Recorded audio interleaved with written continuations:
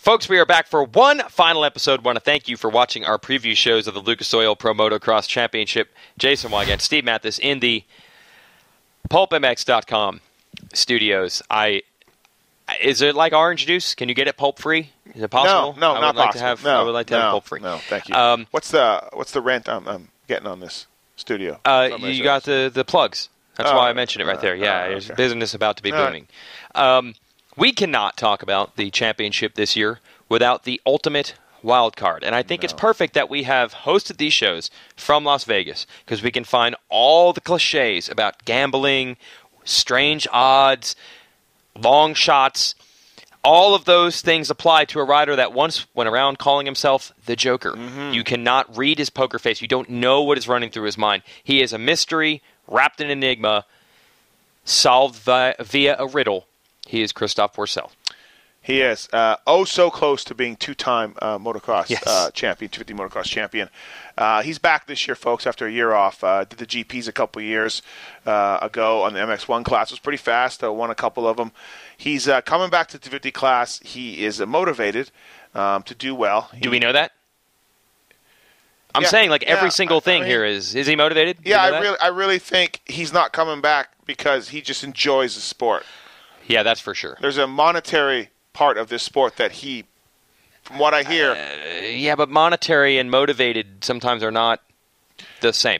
No, absolutely. Okay. But he's talented. He's fast. He's teamed up with Valley Yamaha. Chad Lanza there, the squad. They got Eric Kehoe managing it. Yeah. So I like those things. Factory Yamaha, they have the Star Racing team, and they do a good job over there. But Factory Yamaha very much involved in Christophe Pourcel's program. I know Keith McCarty at Yamaha there personally reached out to Kehoe to hire him. They want to keep that ship going straight. It's going to make their program look good. Bob Oliver, Dan Rambert, those guys, heavy influence on the Christophe Pourcel program. They have lots of influence with the Star Racing guys, but I really feel like this is a little bit of a Yamaha thing. Yes, and they've been looking forward to that. Yeah, they're happy. They have been. The sport's not the same without the factory Yamaha team there. And so they've been missing. So that's interesting, too.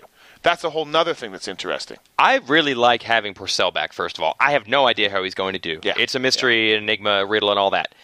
But there is no other rider that was a character like him when he was on top of his game outdoors. He did things that you would never see another rider do. I just remember back, for example, in Colorado a few years ago, he was battling with Dean Wilson, allowing Wilson to stay next to him and giving him thumbs up over the jumps until halfway to the moto when he just took off. There was a rumor one time that he purposely got fourth overall to avoid having to go to a press conference because he had a Saturday night flight. We don't know if it's true because we don't know anything. Yeah. He claimed he jet skied and didn't train. I don't know. That part was true. Oh, I know from guys at Pro Circuit. He did not put a lot of hours on his motorcycle. He just did not do it. I don't understand. I'm excited to have him back. I hope he's in for the whole season because he was just the perfect character. Every time you thought, okay, now he's going to be strong, he'd have a stomach problem and have a bad moto. And then when you thought he'd struggle, he'd have a good one. Yep. He'd be good for half the moto. And I could not figure the guy out. He's unlike any other rider. I'm pumped to have him back. Please stay in there for the entire 24 motos because he's great entertainment. It makes it more interesting. It makes it more interesting. There's no doubt about it. And the last couple of weeks in the Supercross pits, you go from team to team and you talk to the different people. And other riders, other team personnel, other people are like, what do you think? How's he going to do? How's he looked? We heard he was blazing fast at Glen Helen, and we talked to people, and they're like, we haven't seen him. Right. It's just perfect. No. It's perfect. If the truck will be blue, it'll be Yamaha Semi. But it should just be covered in a giant, like one of these black cloths. But we're in the media game. You're the voice of the Outdoor Motocross Series, and I cover all the races. We like stories. We like angles, and we like stories, and this is a great story. Yeah, absolutely. Now, while we're on the Yamaha subject, let's talk about the other Yamaha guys. Now, that bike is totally redesigned this year. It's proven itself in Supercross. I think it's going to be even better outdoors because I think that engine design of the Yamaha, they build huge horsepower. Even the years when the 450 was lamented, no one said that bike was slow. No. 250 class, bike being fast, even bigger factor. I think the bike's really going to be good, and they've got two great young talents, Jeremy Martin and Cooper Webb. Championship might be a little early for them, although this class is all about confidence. Anyone can catch fire, you never know. But I got to say, it's a renaissance summer for Yamaha in this 250. They're going to win a race between Pourcel and those two. They're going to get a win. It's been a long time since Yamaha stood atop the podium at an outdoor 250 national. There's no doubt about it. I'm with you. That streak breaks this year. Yeah. Jeremy Martin, Cooper Webb. I talked to Cooper Webb for a little while, and he talks about how happy he is with his bike, how pumped he is. Yep. Both him and Jeremy Martin were pursued by other teams, and they re-signed with Star Yamaha. They're happy. They like the program. They like where Yamaha's headed. It's going to be interesting. A real tale of two series for those guys. Cooper Webb, very strong in the beginning last year. Yeah. Kind of faded off by the end, although he was fast at the end of the season and he got a podium at one of those races. Jeremy Martin, okay at the beginning of the series, really came on late in the series. Of course, had his best finish at Millville, of course, track he grew up on. So those two guys in their second year will both figure out the grind of 24 motos, and they'll be better. Yeah, they're going to be good. Now, as strange as it is to have one Frenchman that we don't know exactly what to expect, we actually have another. Do you remember Marvin Musquin last year was in the hunt for the championship, won a couple of overalls, won a moto straight up over Roxon and Tomac and the rest? We haven't seen him a torn ACL. He's out for Supercross. Moving Marvin. Going to be the solo man on Red Bull KTM because Dean Ferris is going to be out for most, if not all, of the summer with a wrist injury. That's a bummer. Would have been good to see the Australian out there. Who knows what we're going to get from Musquin? Much like Pourcel, he's not as wild of a personality, as unpredictable of a guy. But with him not riding for a long time, it's hard to say. I think if he was exactly the Marvin Musquin of last year, I would say he is the title favorite. I would pick that. But I'm not sure now. Marvin's biggest problem is he's just too honest with the media. That's his biggest problem. He's too nice. He is too nice. He won 2 races last year via 2-2 scores. Yeah. Won 2 overall nationals. Looked great. As the season went on, he kind of started sliding back of the pack a little bit. And when you talk to him, he's like, "Yeah, I'm tired. It's a long year." I'm like, Marvin, you're not supposed to lie. You're not supposed to do that. Yes. Tell us how you tightened up. Tell us how you changed your training program. Tell us something like that. That's Marvin's biggest problem. He's a great guy, and in talking to other teams and people, you say, "Hey, what about Musquin?" And they go, "Oh, yeah." Exactly. Oh, yeah. Exactly. What about Musquin? So, should be interesting to see. He's a professional. He works hard. I've heard from some people that are close to him that he's not 100% still from the ACL injury. It's been rough. Yeah, it's been a rough recovery for him. So, let's give him a little slack at the beginning and see how he turns it on. While we're on the subject of KTM, Musquin's the only Red Bull KTM rider, but you cannot talk about this 250 class without talking about Jason Anderson of the Rockstar Energy Racing Team. He is going to be right there. And at this point, we've probably mentioned 8 or 10 riders who are going to be right there. And that's what makes the 250 class so awesome. Right there, right. Right there. Yeah. He was sneaky good. Last season, he was 6th in points most of the year. There was a big group in the front. There was Osborne and then him.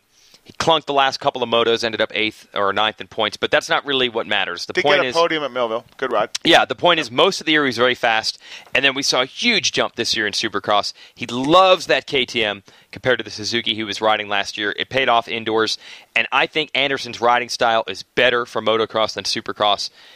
You could probably say he was the best Supercross rider this year in the 250 class.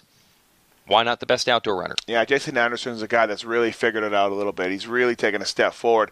I talked about Cole Seeley and how I thought that he needed to work on motocross, and that was where he was going to be improved this year. And I think Anderson's the same kind of guy. He was better than Seeley, and I think he's going to be into that next group of guys. He's going to take that step up, be closer to the front. I don't have him winning this title, but I have him in that mix. Like you said, he can certainly hang off the back. And, Weech, we were looking at the points before the show, and I got to admit, I don't remember a lot of those rides from Anderson where he was 18 points, 16 points. Yeah, but he was solid. I don't remember those. Yep. But he was there, obviously, and he was solid. And there is no doubt he's happier on that KTM this year, and he's a better rider. Now, there is a teammate of his that we haven't seen this year due to injury, Joey Savaggi. Jury's out. We don't know what Savaggi... I follow him on Twitter. That's entertainment. It's Versace Savaggi. Yeah, absolutely. It's good. Hopefully he'll bring it to the racetrack. It's cool to see him on Twitter, but hopefully he'll entertain us on the bike. We have no idea. He hurt his wrist early last season in outdoors. We don't know what he's capable of. We'll see. So really, this whole group is the mystery, the riddle, the enigma. We don't know how well the young Yamaha guys are going to do, how well will Musquin recover from injury, and what the heck are we going to see from Christophe Pourcel? Let's pose that question to our man Jason Thomas. We'll go one more time to Boise, Idaho. What do you think? Help us, JT. Christophe Pourcel. This guy's a mystery wrapped in a riddle. The one thing is for certain is the guy is talented. I've kind of always said if he had some other people's heart and determination that he would be a 10-time champion at this point. It seems like Christophe can kind of do whatever he sets his mind to. It's just kind of keeping him interested is what I see a lot of times. He's what people would think of a stereotypical French guy. And nothing wrong with it. He kind of marches to the beat of his own drum, and it's really tough to kind of understand him and see what motivates him. So from everything I've seen and heard, he looks like he's ready for a full-on assault on this outdoor championship, and he's got factory Yamaha motorcycle underneath him. I think he's going to come out swinging. I fully expect him to be on the podium, if not winning Glen Helen. I think Glen Helen is a very Euro-style track. It demands a lot of different technique than a lot of the other tracks, and I know he's been testing there quite a bit. So if he doesn't come out and come out swinging at Glen Helen, and when I say that I mean up front, it could be a very long summer for him, because I think that the Supercross guys are going to improve as the series goes on, and he may have the advantage at the first race, because keep in mind, all he's been doing is riding outdoors, while these guys have had to split their time quite a bit. So it's really hard to think that he won't be up front. I know he has a lot of naysayers and detractors, but I'm one of those guys that thinks he's going to be on the box. Okay, that's JT's take on Christophe Pourcel. The Bassett's made the show. I'm happy. I'm not. It means Hogan. We can get Rocky and Annie too, but no, we can't. We're out of time. Anyway, thanks for joining us for our preview shows. We hope the racing is even more entertaining than us. That shouldn't be too hard to do. We'll see everybody at Glen Helen. Go to promotocross.com if you want more info on the series, or just stay here on racerxonline.com. We'll have it covered.